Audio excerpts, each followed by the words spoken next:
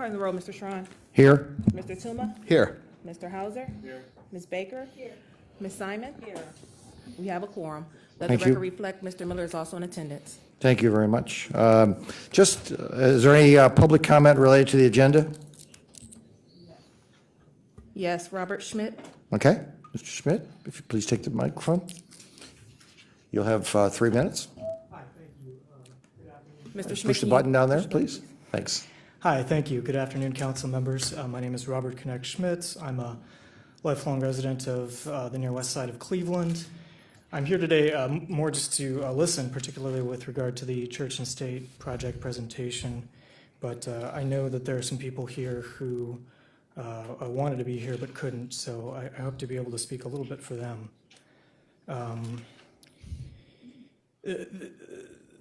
The news of this meeting and this project only broke very recently, so I think there hasn't been a lot of time yet for the community to develop a reaction. But from what's based, from what I've seen on social media, I just wanted to present some of the reactions that I've seen so far. A lot of people are questioning the ethicality of using a public subsidy to induce that which the private market is otherwise building without subsidy. That is to say, a lot of luxury apartment buildings have already gone up in this immediate area, including Clinton West, Mariners Watch, and Edge 32, all of which have substantial vacancies. A lot of people are concerned about the term of the loan, which makes it possible to get a realistic, and whether that makes it possible to get a realistic pro forma of public financial benefit that far ahead in terms of the time. And what the justification is for considering this as an emergency ordinance. A lot of people are concerned about the lack of mandated permanent affordable units as a condition of the public subsidy, and the irregularity of a 30-year abatement on the commercial side of things. 15-year for the residential is pretty standard, I suppose. But for my part, I do question whether the quote-unquote hardware store or pharmacy will ever materialize.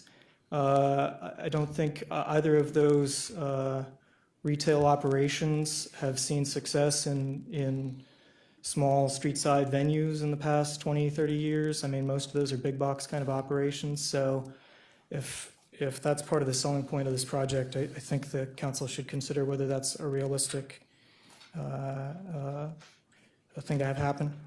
And then finally, some people are concerned that the design is inconsistent with the character of the historic neighborhood. I know Paula Kampf wrote a letter to some of the council persons. Rather than spend time reading that into the record, I would just ask that her points be considered carefully. And again, for my part, I'm here to listen.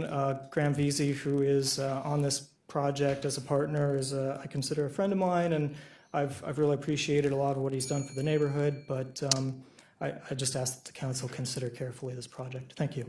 Thank you. Is there anyone else that's been entered in as public comment related to the agenda? No, no one else has signed in. Okay.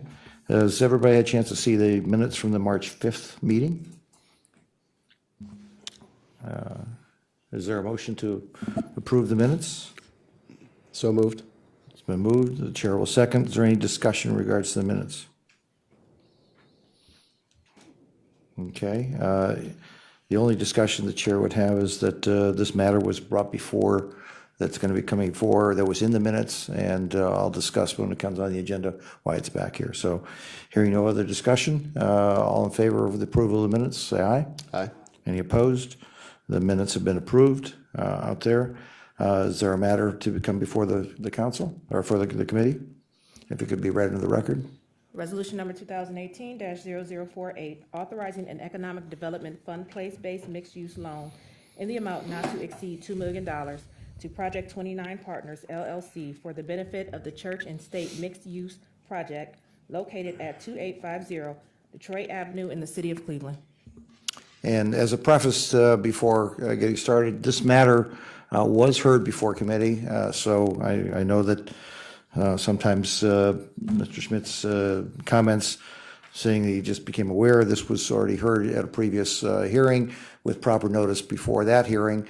So this is coming before this body again because it was voted out of committee, went to the full council, and our president of council sent this back to committee for a second hearing. As a result, two of our members, myself and Ms. Baker, were not present at the time. We were out of town, so the meeting was held with a substitute member on the panel.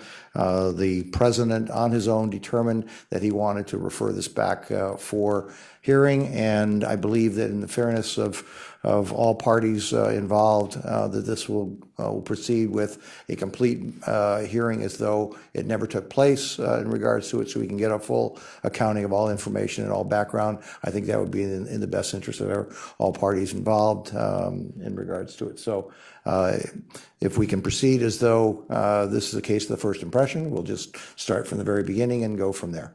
Thank you.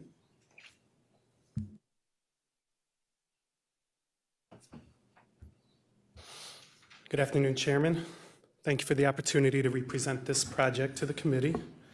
This project began with an application last year, and we had analyzed it at that point, and it was recommended by our deal team internally, by the county executive.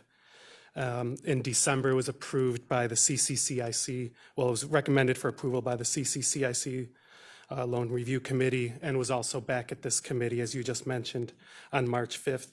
And I'm going to be going over some of the context and details of the project, and then answer any questions that may exist.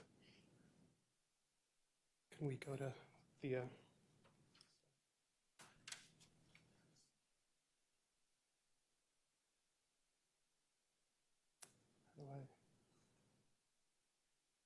Okay, so this project is an example of place-based economic development. And place-based economic development is, these are strategies which build and leverage community uses and amenities and other assets to make progress for the neighborhood and for the community. Communities that use these strategies, they have benefits that extend beyond just the business community. The benefits include improvements in residence opportunities and development.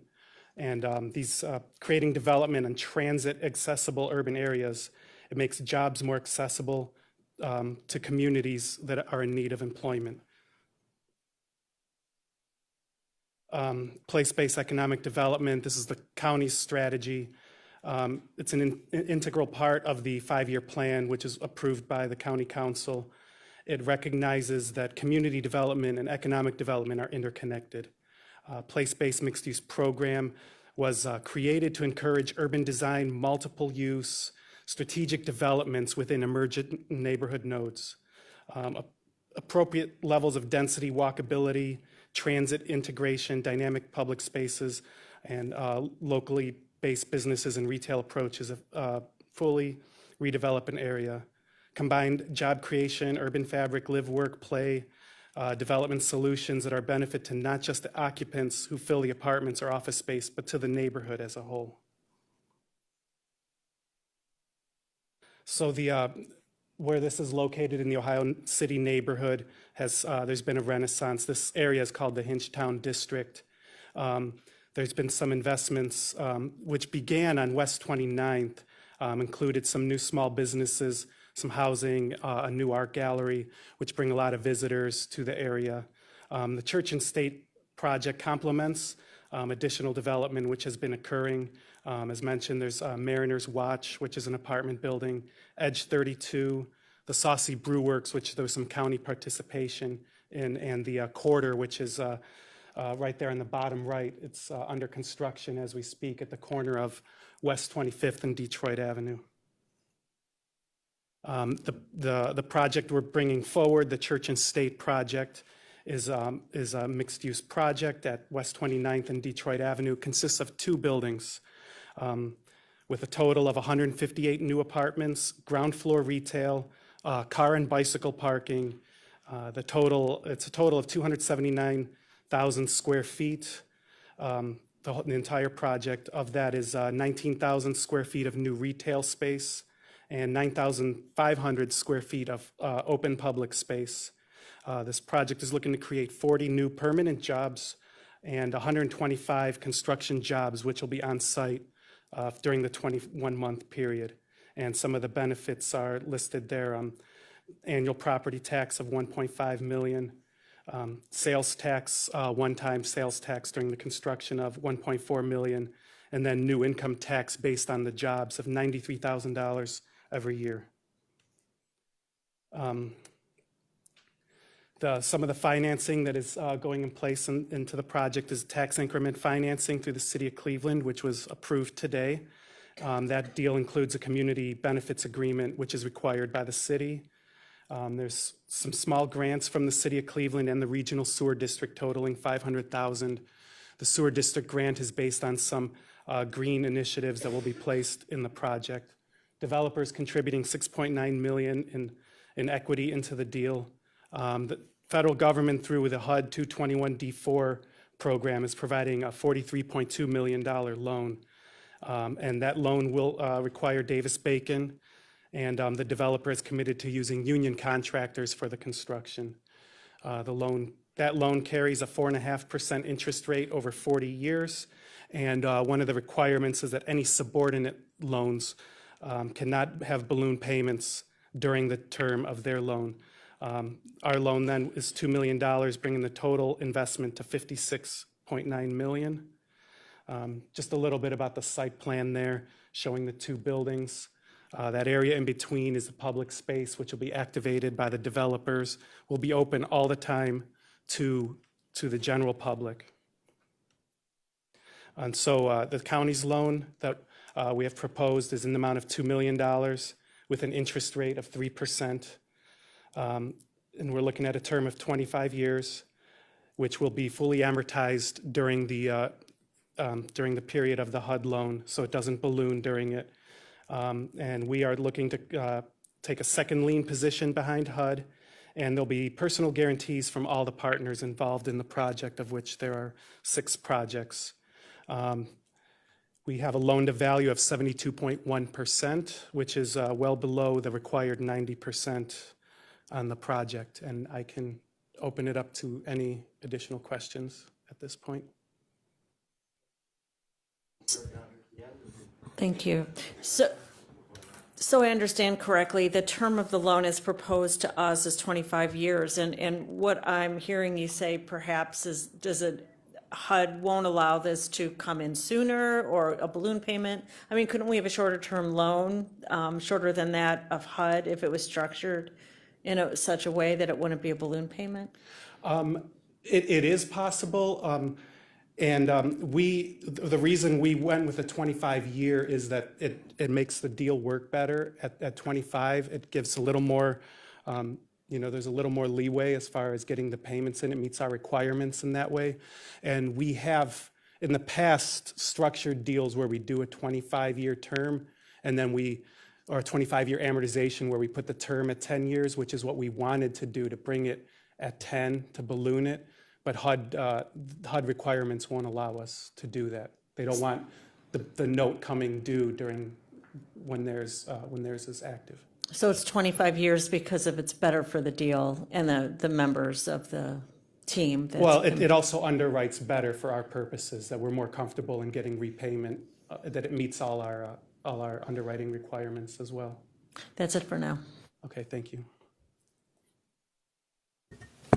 Just real quick question. How do you, having S32 and different apartment buildings in the area, how do you justify creating more luxury apartments in this particular area?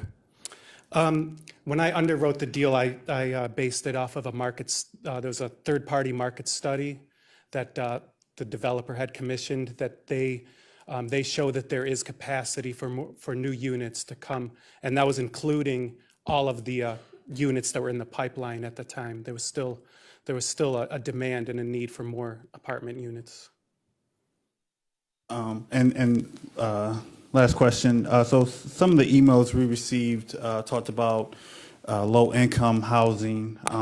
Do you guys plan to offer any low-income housing, or is this a straight market rate luxury luxury apartments? I do have the developer here, but this is a straight market rate project, and they can speak to some of those other issues as well.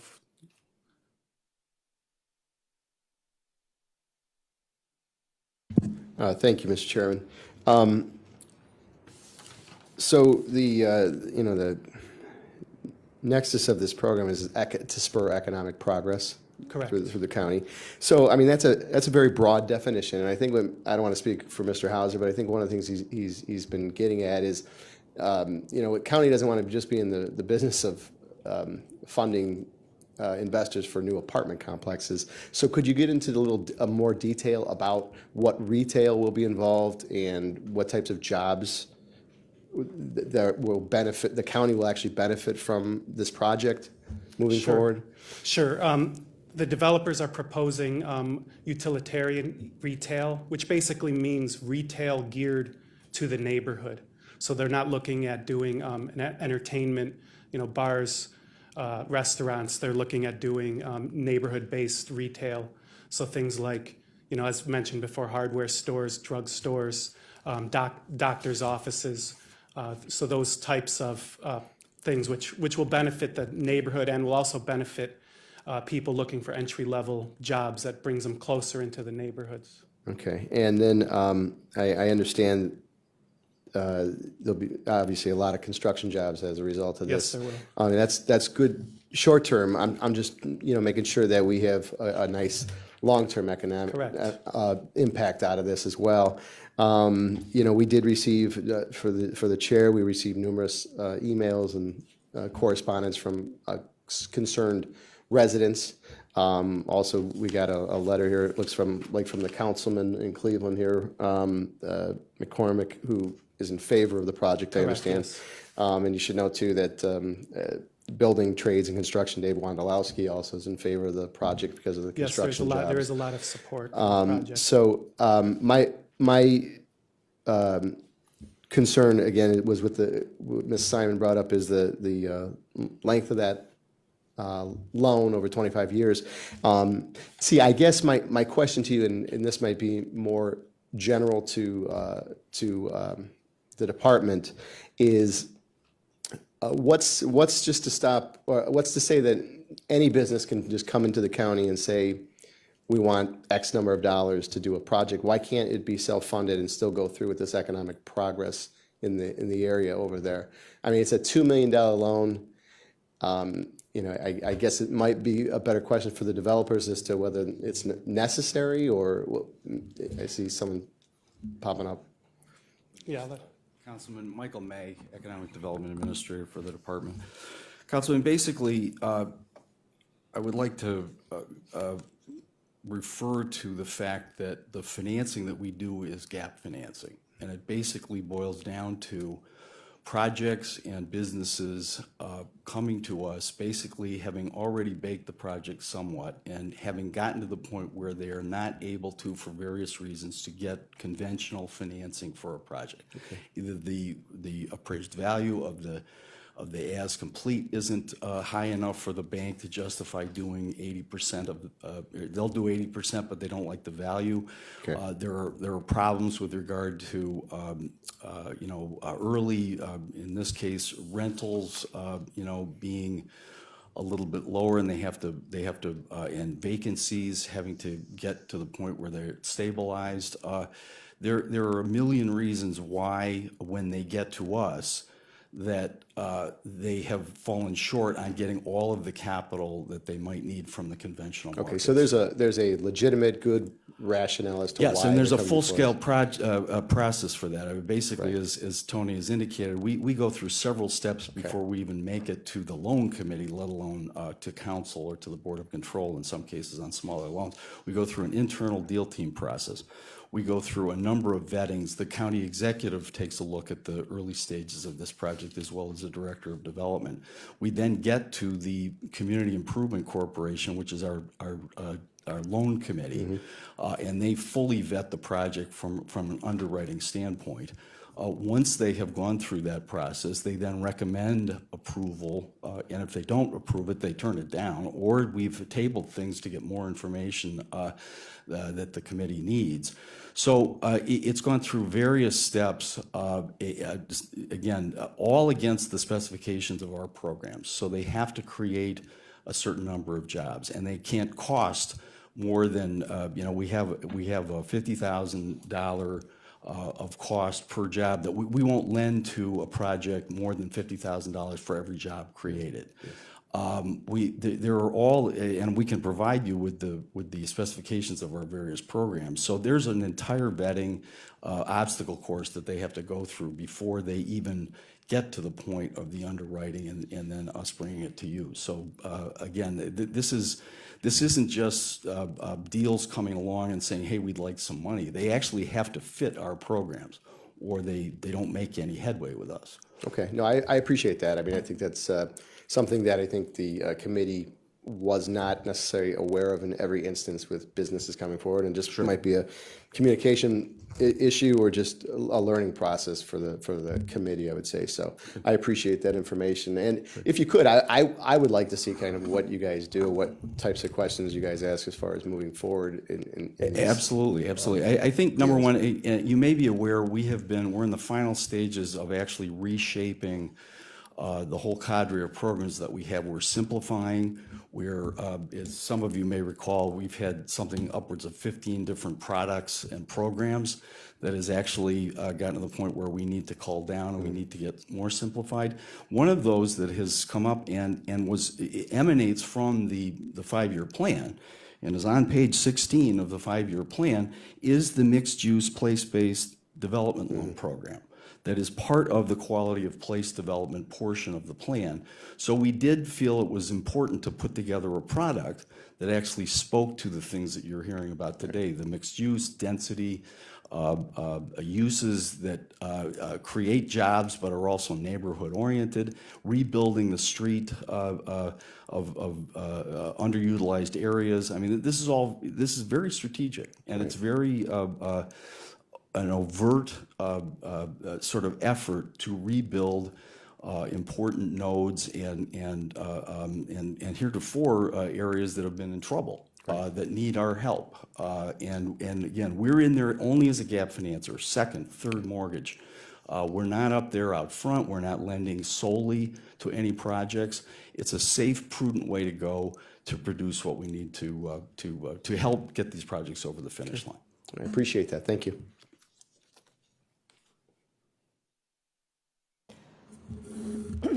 Thank you, and I apologize that I wasn't here at the last time.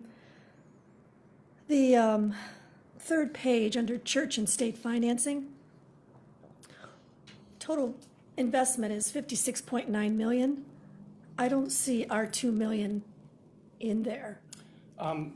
Yes, that's because I put it on the next, I didn't put it in that particular slide, but I did put it on its own slide to put all our terms and everything in there. But yes, our 2 million is part of that overall 56.9 million. It is. Yes. So it's not a 58.9.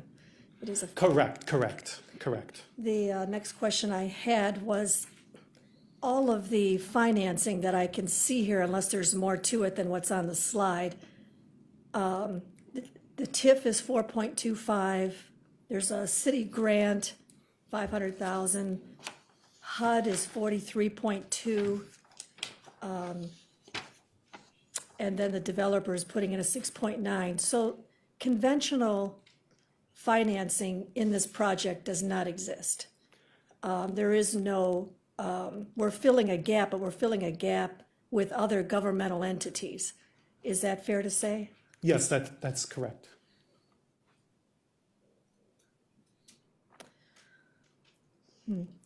All right, if I may, the mixed use is retail and housing. There is no office. Correct. Okay, and the percentage of retail is, I know you had it here somewhere, a 19,000 square feet of the 278,000. So that's, to say it's mixed use, is that not really a large percentage of the total, considering the public space even of 9,500? Well, the 278,000 includes the parking as well. And Okay. the retail use is all of the first, you're usually floor. just going to have the retail on the first floor, Do on you the have street a level. square footage of just the rental units to give a fair percentage of what is mixed use when it comes to mixed use for rental and what's mixed use for retail and maybe public space? Well, perhaps an easy way, just exclude the parking. Tell us take the parking out of that number and you'll get there. Okay, let me take a look for it. And I apologize for not having that right at my disposal. While you're looking that up, I noticed too on the top of page 2, the other projects that you're complementing, Marina's Watch, Edge 2, Saucy Brew Works, and the Quarter, all of it does not have county funding. So, you know, a comparison to those, were all those done with private dollars? I don't know the sources of funding in there. I was just kind of showing what's going on in the neighborhood. And so we've assisted in 2 of those projects. So it's not just county dollars going in to the project. So this is leveraging other investment. And so we're leveraging this project, which is leveraging other development that's happening that's, that's all privately sourced. And while you're looking that up too, the annual property tax is 1.5 million. Is there any abatement of property tax in this project? Yes, City of Cleveland abates all residential property for 15 years. So how does the 1.5 million annual property tax enter into the picture if it's abated? The abatement is only on the residential portion, so all other uses are taxed. And the other uses would be the Park. 19,000 retail And the parking, and parking also? yes.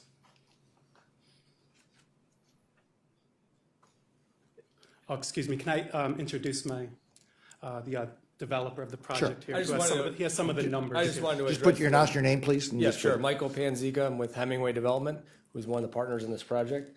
I just wanted to address Councilwoman's question as related to the square footage. There's 19,000 square feet of retail, about 147,000 rentable apartment units. So in total, that's about 166,000. So the retail is over 10% of the rentable square footage. Thank you. Yeah, sure.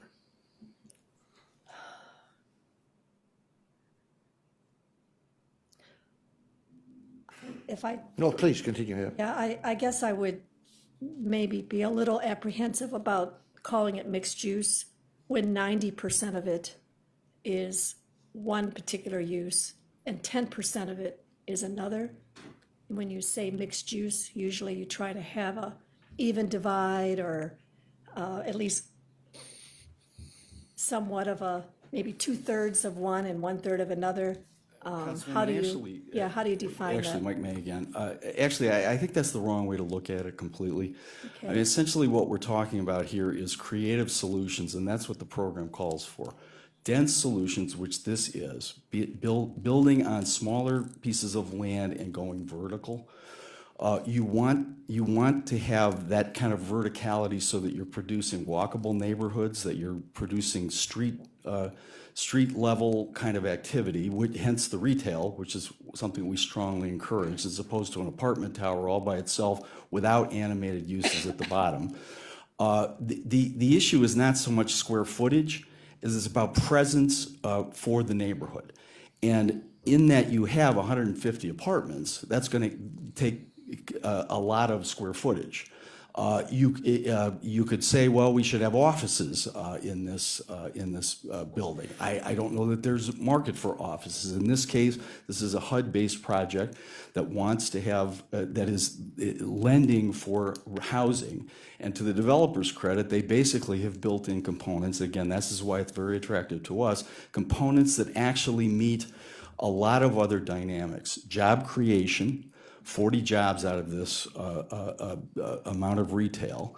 Retail that's going to be neighborhood-based, not chain restaurants is the want for a number of projects that we've seen lately that we actually don't like to finance and haven't.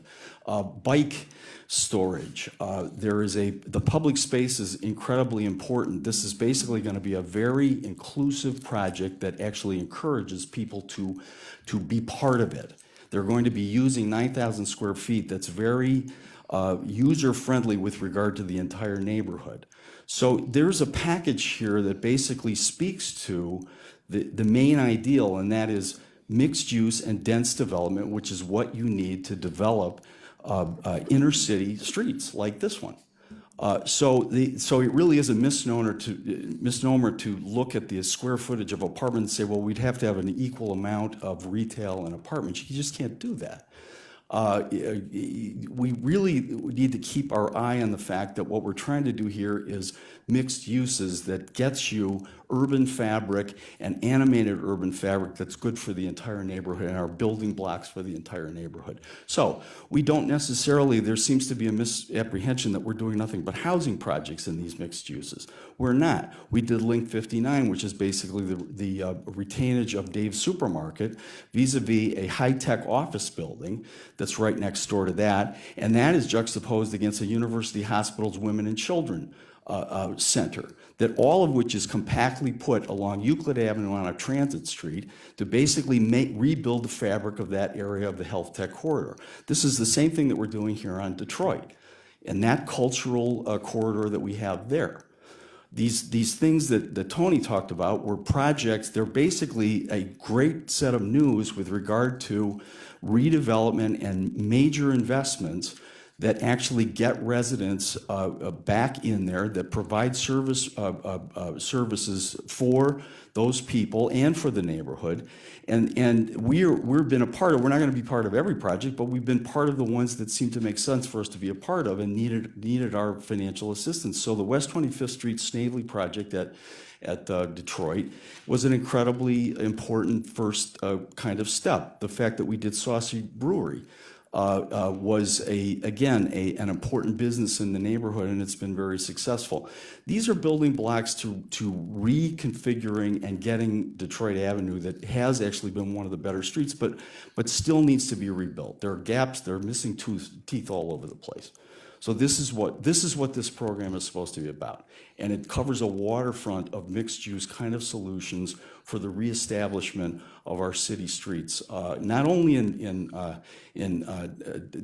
Cleveland, but we're working with this project program, and we're trying to do it elsewhere. They actually ended up not using our money, but the LaSalle Theater was that. The Variety Theater is another one of those loans that we are doing on Lorraine Avenue. It's to resuscitate these properties and in the case of vacant land, to get it built and tax producing and part of the fabric, and in older buildings to try to get those renovated like we did with the Cleveland Athletic Club. So that's what this is about. May I just ask, Sure. given that overview, and this is a HUD of 43.2 million, and most of this, if not all of this, is all governmental supported. What is the price of the anticipated rent for this complex? Is it part of the community and what they can afford, or is this a higher priced apartment complex?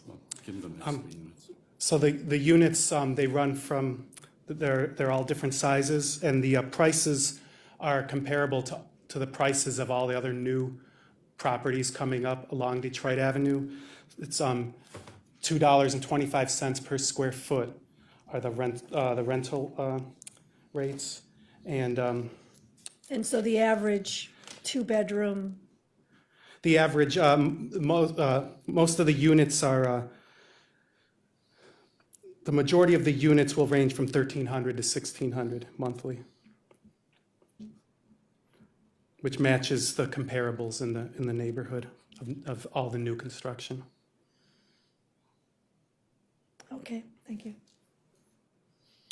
Questions from anybody else on the committee as follow-up? Yes, Ms. Simon? So what happens, first of all, the job target on this project, maybe that's Mr. May, what was the number? I mean, I see here you're floating 40 jobs, I don't know what that means. Is that what was that the That's a target? requirement. Councilman McKnight, they're required. They're actually required by the program, and as you may recall, our job formula is typically, almost always, they have to create a certain number of specified jobs. They're legally covenanting to do so within 3 years. So are these 40 jobs, do they consist of the temporary construction No, jobs? they have nothing. These are permanent jobs, full-time permanent jobs. What happens if they're not met? We first and foremost apply penalties to the loan, interest penalties, and a variety of sort of penalties that are put onto the loan. And then basically we work with the borrower. At some point, there may be clawback, and there will be a default. So again, this is part and parcel to all of our loans. This is. I understand that, but this is different. This is, a little bit of a different project. In my mind, Well, it's different. you're right, Councilman. It is different in one thing, and that is basically we have tenants that will be in this project. So we require the developer, the landlord, to actually notify upfront in their leases with the tenants the requirements that will be necessary for those each and every year for those job producers to indicate to us, to give us fields of information with regard to the jobs that they're creating. Oh, I understand you're enthusiastic about this. It's a good project. I understand the project. I think it's a great idea, but what's going to be hard to sell to the constituents is that it's 100%.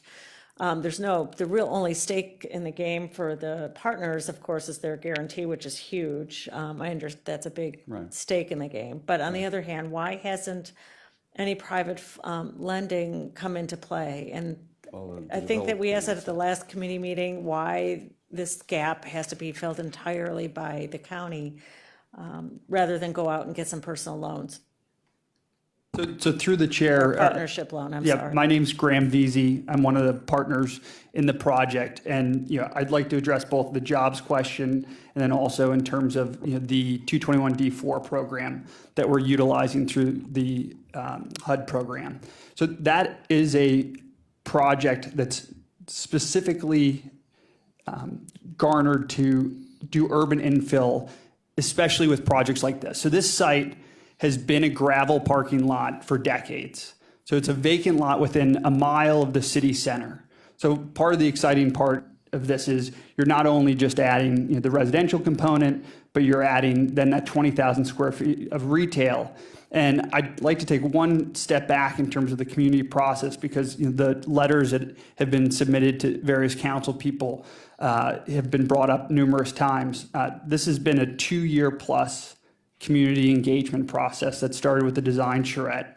We've got both the block club's approval, so that's a multi-meeting put to a vote approval for this project. We also have the Lakeview Advisory Council. So you've got Lakeview Estates, which is the oldest housing project in the country. 1937, Eleanor Roosevelt came to visit that site to see what public housing was. That advisory committee has also voted in support of Church and State as a project. So they're important neighbors to the north. And you've got both the councilman's support. And also, I think when you look at the need to have that density, those residents will be supporting those retail components that will be very utilitarian in nature. So right now, that area, be it the Ohio City Firehouse that had been vacant for 5 years, that's now filled with both retail and office. You've got the Transformer Station that's opened up, which is a private art museum that's in collaboration with the Cleveland Museum of Art. You've got the Streibinger Block, which has nearly 30 jobs that were created with an underutilized site. So I think the 40 number, we're very optimistic about hitting that with much more square footage on the first floor. And then it's the transit-oriented design nature that makes this project really exciting. So you're on the 26 bus line. You're also on the first floor having this bike garage. So you're really promoting the bikeability of it. And from a historic standpoint, we're deliberate in terms of maintaining the 3-story 1865 building on the site that my wife and I actually live in. So we're neighbors. We've been part of the block club since moving to the neighborhood 6 years ago. And this is a project that's exciting both because of the job creation for filling the missing teeth to add to urban vitality, the fact that you can walk to the downtown core. So I think there's a lot of things to celebrate in this project, and I think that the creative approach to the financing through the 221D4 project allows us to have a higher level of design. The 10,000 square foot public space is something that not only is something that will activate the street, but it allows so that there's really no back to the building. You have retail facing Detroit, you have retail facing the interior of that pedestrian way, and then you have retail on Church. So it's really one of these projects that you started with a national search for an architect, and we ended up finding one here with LDA, but is one that I think can be an example of responsible redevelopment, not just for the city and the county, but for the state and nationally. So again, I'm sorry, I didn't hear I don't think I heard an answer, unless I don't understand why there wasn't private loan sought. Is that part of this deed? Why is it all public? Well, if I can speak to that, the HUD 221D4 221. loan is in fact their conventional loan product, and it's for market rate housing. So, and when you look at that loan product, when compared to the other conventional products in the market, that's typically what you evaluate when you're evaluating a development. So we have used conventional bank financing, we've used life companies, we've used now HUD really in different projects. So in this scenario, the HUD product works, I guess, the best for this product type. But we are developing apartments, for example, in Little Italy with conventional financing. They are, in fact, comparable. So the HUD 221 loan is, in fact, a conventional loan. Okay, I get So it. it is, the majority of the funds are conventional. That's fine. Yeah, I get it. so I want, It's just a product. yeah, it's a product. It's that's just a product. I'm just going to say my reservation is the term of this 25 years. That's the most problematic for me. And I do get we need retail. All these people moving in, there's not a lot. There's really not. And I think we talked about the vet, a need for a vet down there is. I mean, people go to Gateway is the closest probably and there's a lot of dogs now downtown. So that would be useful. Yeah, I always say there's 4 elements in terms of some vital urbanity, and it's dogs, joggers, baby strollers, and bikes. So you've got a lot of that happening with the projects that have been talked about. I think one of the things that we're excited about, particularly with this part of the neighborhood, is the support of the corridor, which is the Stavely project. You've got the music school settlement going into the first floor. And you also then have Hawken opening up an early childhood development center at 58th in Detroit. And so when we're thinking about the totality, like the whole life cycle of an urban resident, we're really working to have this high caliber of design so that people can age in place right out of college as a young professional. We've looked a lot at the CSU Center for Population Dynamics, and particularly their 5th migration study, to figure out how we as a county and as a city can capture that momentum and really create a product on the market that is something that not only can integrate into the existing urban fabric, but can also be aspirational. And I think that Ohio City Inc. Is very excited about this project. That's a local community development corporation. It fits with their strategic plan of density along the urban core. And what that allows is it relieves some of the cannibalization that's happening with some of the historic homes that have been converted into multi-unit, and allows for those single family homes. So you've got people who you can live vertically, they can move into the historic homes. And we're really excited about the project. Okay.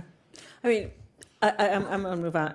I'm all about curbing urban sprawl, smart city strategies, redevelopment. It has to happen. If not, we're just going to waste away at the core.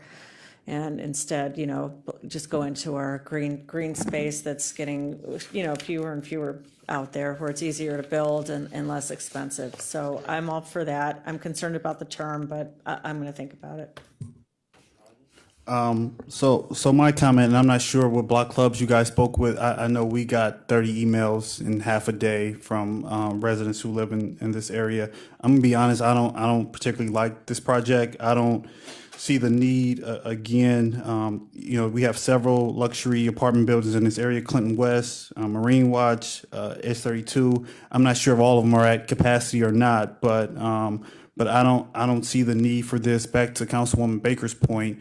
When you say mixed use, to have 90% apartment buildings and 10% retail, to me, it seems like the retail is just a play off, and it really is just, I said it, yep. And so it seems like the retail is the play off to get the funding for luxury apartments that all, taxpayers in Cuyahoga County probably can't afford. And so I think as a committee, we're trying to be more strategic about where we place taxpayers' money, and I'm not sure. I don't think this project, in my opinion, is needed, especially in this area. We have some communities that are in need. I don't think Ohio City is one of them.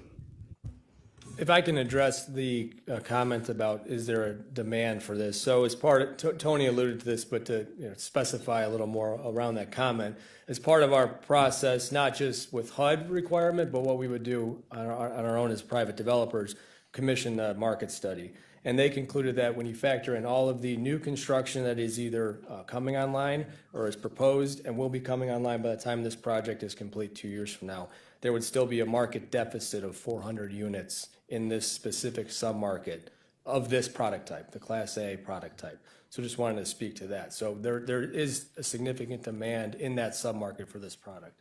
And just one quick point anecdotally, so that NRP, which just developed the Edison, 303 units just down the street. So they're a top 10 national developer, although based in Cuyahoga County.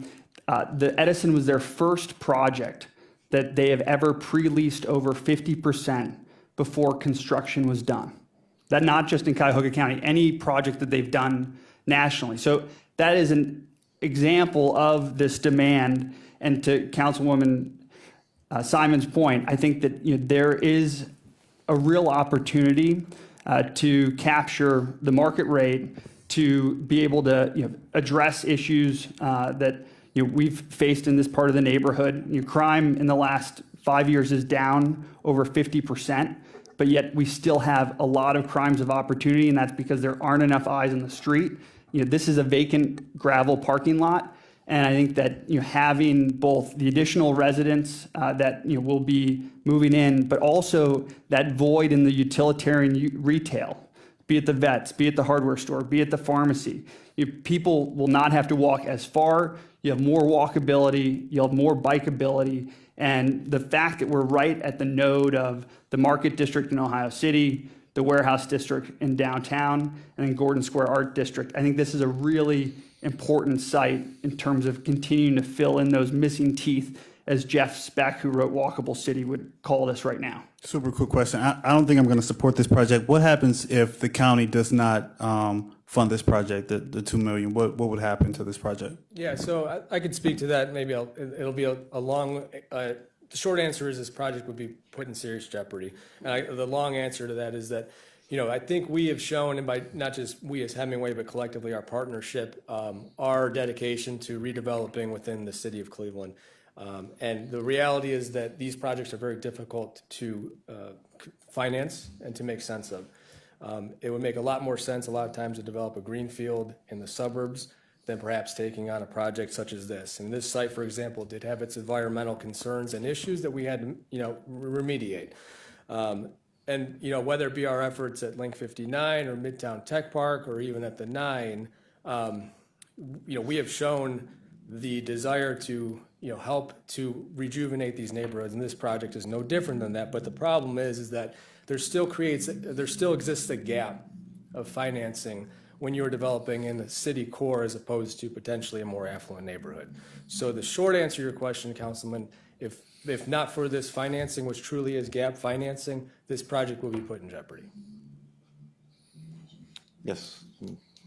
To your point, we established earlier that the total investment of this project is 56.9 million, and it's 4.25 million according to our notes that were given to us is a TIF, another 500,000 in grants. HUD is 43.2, and then your own equity of 6.9, which equals to 56.9. Where's the gap of the 2 million? Where is that 2 million that's needed, given the total investment is at 56.9, and that 2 million is not included as part of the need?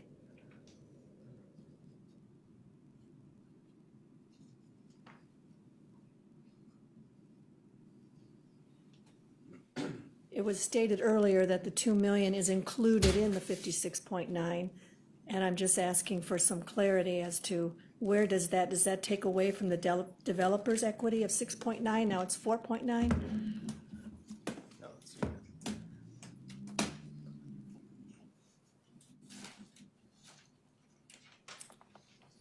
So you would have the HUD 221D4 loan at 43.23 million. The TIF financing, 4.25. So, I didn't add them up, I'm just going by, I could add them up, but I'm right, going by your that's notes. what we'll do. speak to Yeah, that. sorry. The numbers, because I didn't have a calculator here, the numbers of all the financing that you've added up on the sheet don't add up to the 56.9 million. It leaves a gap of 2 million. It adds up to 54.85 million. That's that's the difference between the 2 million is our gap from the 54.85. Okay, it's not real clear in the, I'll take another look at that. It adds a 54.9. Okay. I didn't use one of those, I used one of these. And I I'm apologize. not sure it when works I- as well, but. When I presented this 2 weeks ago, I had the full sources and uses in there, and I didn't include it this okay. time. I apologize for that. It's okay. Other questions? Chair has some questions, as you probably surmised. Tony, when did they actually approach the county in regards to this funding program? So this would have been late last year, because we got it approved through CCCIC in December. Okay. So somewhere So October, November, yeah, October, probably, we're March, so that's 4 months ago, roughly. when it was approved by, Okay, when did they approach, was my question. about October. Okay, so about 6 months, and this has been going on for 2 years, is what I think I heard. So we really truly were the last step in regards to this process, because I assume that the other stack financing was done prior to that. Yeah, that's, yes. Mr. Veazey, who are you say we have a pharmacist, we have a vet, and a hardware store. And I realize- Dentist as well. Oh, a dentist, okay. Yeah, and these are not signed lease. You know, the challenge is when you have yet to break ground. You knew where the next question was going to go. Oh, I didn't, but yeah.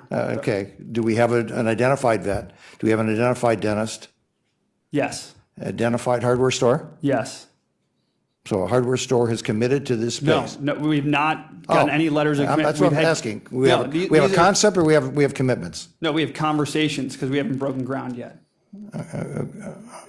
Part of the difficulty is that you're talking about a 2-year construction period. There's interest, but from a business owner, commitment 2 years out is very difficult to obtain.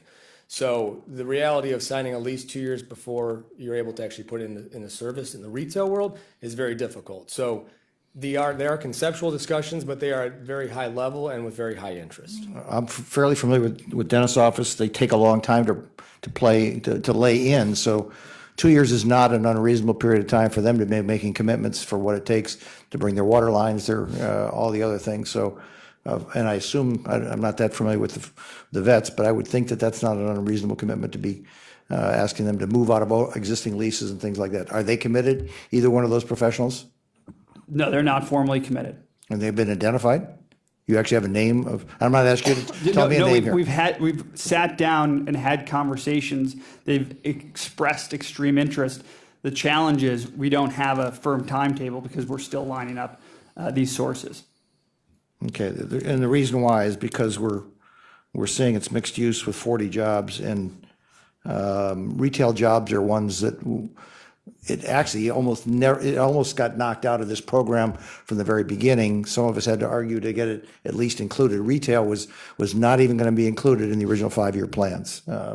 If you go back and look at the records in regards to that, because we just squeaked that in because, quite frankly, they're not really strong. Certainly not, they're not a 40-year dependable job. I mean, 40 years, retail is going to look a heck of a lot different in 40 years from now than what it looks like today. So just, one anecdote is, we've had the pharmacy companies, top brass, come out to the site. We've gone out to their corporate offices. We've then had them come to our architectural office. So they're not just casual conversations. They're very robust conversations without any commitment. Okay, that's where I was actually probing as far as whether you've actually had gone to the extent. I just find it, as my colleagues, hard to believe that a hardware store is going to make a commitment in today's big box designs and things of that nature to a space out there. But perhaps it will. I have no idea. There is actually a trend in urban settings. I was just in Washington, D.C. last week, and part of the Wharf District has a True Value storefront, no parking associated with it. So you see some of these larger hardware making plays for smaller urban settings. Okay, well, I applaud you if you can convince people to do that. I think that's great. The difference between the Cleveland Athletic Club, at least as I sat here, was that they already had commitments. They already had people that were renting the space. They already had the 50 jobs when they walked into this room. And that's a big difference between what this conversation is here and when the Cleveland Athletic Club, as I recall the presentation, Michael, I think those jobs actually walked in the door at the same time you made the presentation for that. So big difference in that. Now, my understanding, at least the way it's been explained, is you cannot do a balloon with the HUD together. That does not say, though, that you couldn't still live with a 10-year loan, because we've only committed, our structures have been out of this body as we've tied up our county money for 10 years. We've used an amortization schedule of 25 years, but we've been bringing the money back into our county coffers to work with so that money can be working.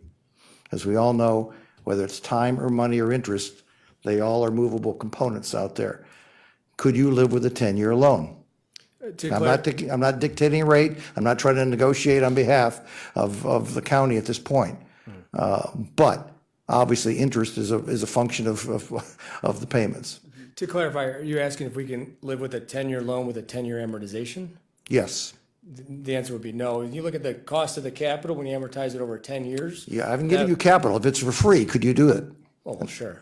There you go. Now all we're doing is negotiate rate. There you go. Yes. Then the short answer is yes. We Right. could, Okay. in theory, live with a 10-year loan, 10-year amortization.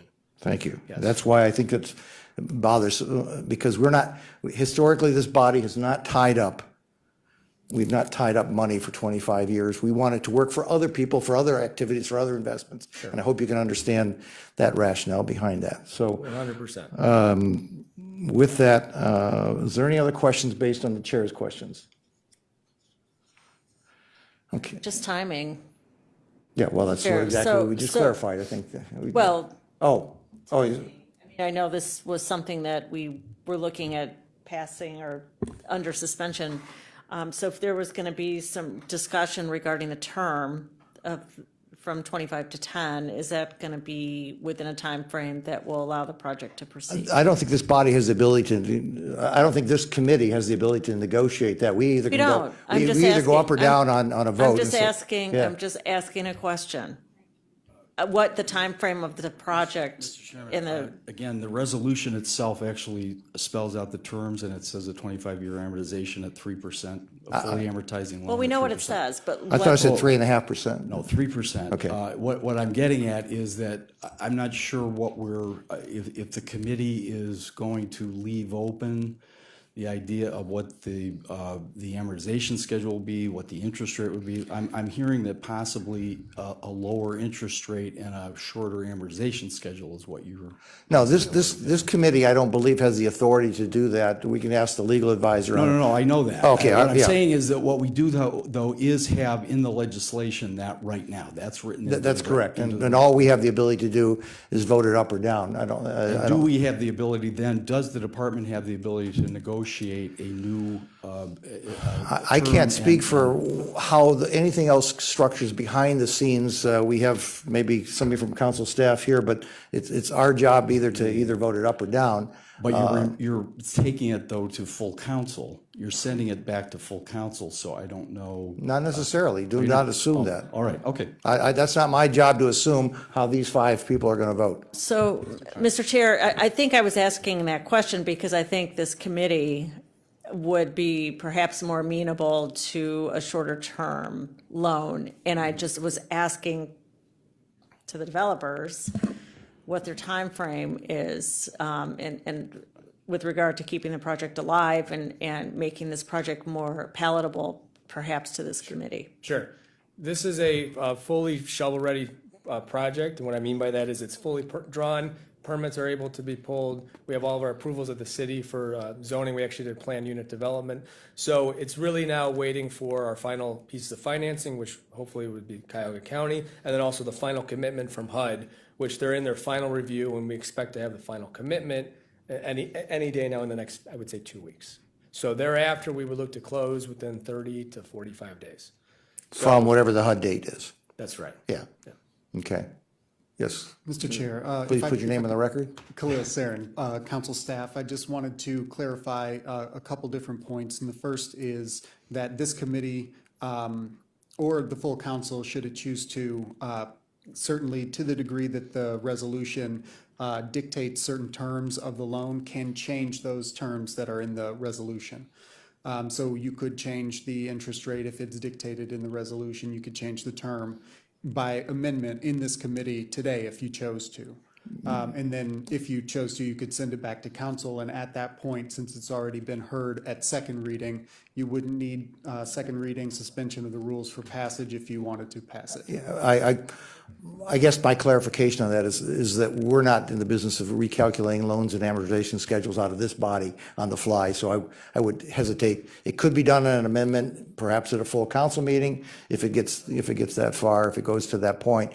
And this body, though it votes, and I don't mean to speak on behalf of anybody else, but you could vote in favor of moving an item out and still vote against it when it got to full council.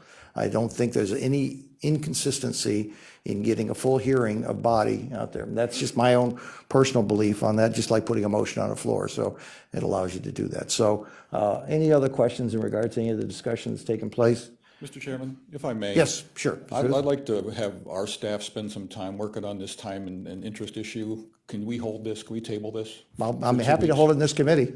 And the easiest place, by all means, as everybody knows, to fix something is in this committee. It's not to fix it on it once it gets to council. So I am happy as the chair, unless I hear any objections from my colleagues, to hold this in this committee in the interest of trying to get, I'm a business guy myself. I understand the ramifications. But I also have sat here for 7 years and have never tied up our money for 25 years. So with that,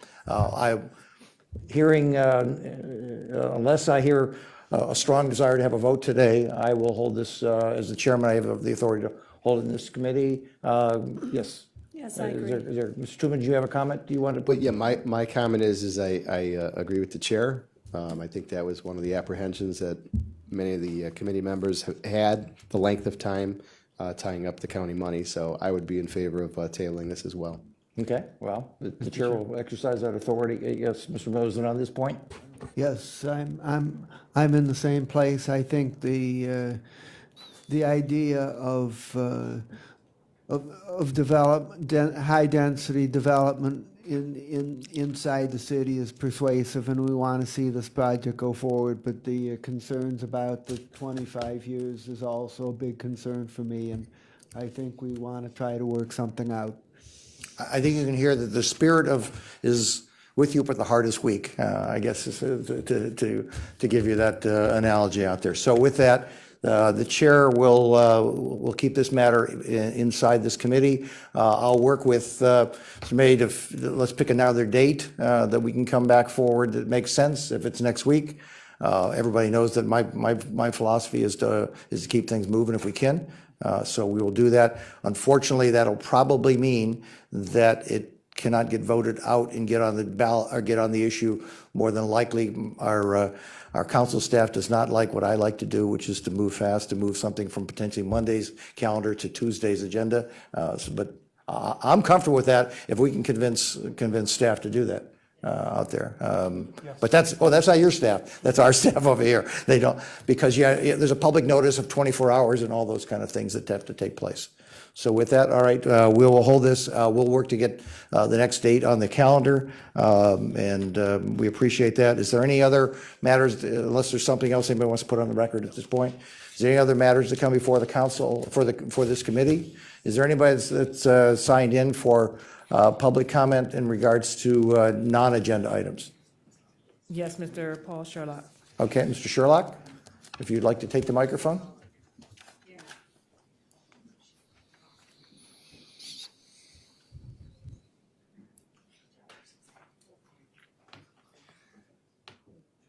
Please put your name on the record, Mr. Sherlock. Yes, my name is Paul Sherlock. I live at 3406 Clinton Avenue, and I'm actually speaking on this very issue.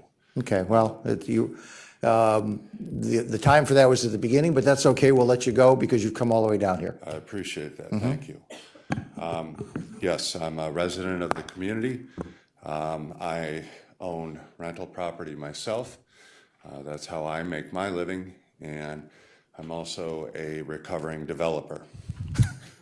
In 2004, I was part of the, well, let me first state that I'm coming here in objection of the county supporting this with tax money. In 2004, I was part of Mayor Michael Coleman's initiative to bring 10,000 units to downtown Columbus. I was part of a partnership, lead on that partnership in developing a project called Carlisle's Watch. And we built a 55-unit condominium complex at the corner of 3rd and Gay. In 2008, I watched as developer after developer turn over their keys to their respective lenders and watch those units get sold for pennies on the dollar. We avoided that same fate by a lot of creative footwork, a lot of effort with our lenders, and the fact that our junior note holder forgave almost the same amount that is being requested here, $1.85 million. So I think it's interesting that we have, in less than 10 years, are developing an amnesia that real estate is a product of infinite growth.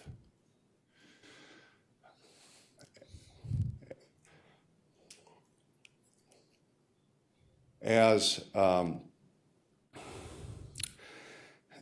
a taxpayer, I find it dubious that we have market studies that indicate that there are more means of growth in high value, high dollar developments along this corridor. I see. Thank you, Mr. Sherlock. I'm sorry that we try to limit everybody to the 3 minutes out there. I'll let you finish your thought. Well, okay, I'm going to jump to a real quick thought here, and that is, as president of the Metanoia Project, I am a a little incensed at the idea that the county can find ways to provide money to developers for an apartment complex and not provide money for projects like Haven Home, where we've got women and children still sleeping on gymnasium floors. I am frustrated at the idea that this body can provide funding to a developer and have great resistance at providing additional capital for the YWCA to operate Norma Herr. Thank you. Sorry. One last point. Okay.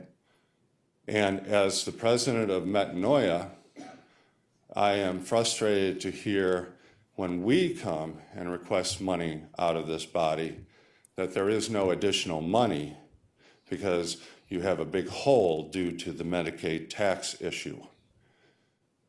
You know, we're providing resources for people that are on the street, in the street, that are shelter-resistant homeless, and there's no money for us. Well, I appreciate it. Thank you very much for your thought. I don't mean to cut you off, but we need to at least keep with it consistent with when we offer the microphone to anybody to be making a presentation. You gave the developers all the time they needed. I'm sorry, but that's I don't make the rules. The rules are there's 3 minutes to make comments. Thank you.